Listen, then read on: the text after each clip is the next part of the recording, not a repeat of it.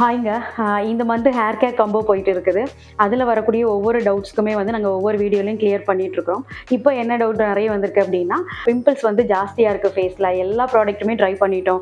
ஆனா வந்து இந்த நெத்தியில மட்டும் அப்டி பொறி பொறியா வருது. அது வந்து கண்ட்ரோலே ஆக மாட்டேங்குது.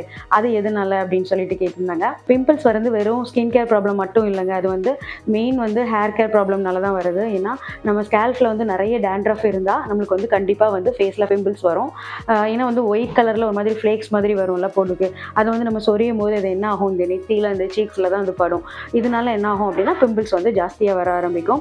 நம்ம ஸ்கேல்ஃப்மே ரொம்ப ஆயிலியா இருந்தாலும் நமக்கு வந்து பிம்பிள்ஸ் வந்து ஃபேஸ்ல ஜாஸ்தியா வரும். என்ன சொல்யூஷன் அப்படின்னு பார்த்தீங்கன்னா, ஆன்டி டேண்ட்ரஃப் தாங்க. அது வந்து ஆன்டி டேண்ட்ரஃப் கேர் தான்.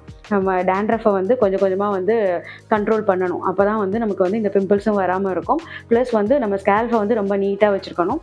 நம்ம யூஸ் பண்ணக்கூடிய பில்லோ, சீப்பு எல்லாமே நல்லா கிளீனா வச்சுக்கணும். ஸ்கேல்ஃப் வந்து கிளீனா இருந்தால் தான் நம்ம ஸ்கின்னுமே வந்து நல்லா கிளியராக இருக்கும். ஸோ வந்து டேண்ட்ரஃபை வந்து கம்மி பண்ணாலே போதும், பிம்பிள்ஸுமே வந்து கம்மியாயிரும். ஸோ இந்த மாதிரி ஸ்கின் அண்ட் ஹேர் கேர் டிப்ஸ்க்கு வந்து எங்களோட பேஜை வந்து ஃபாலோ பண்ணிக்கோங்க. தேங்க்யூ.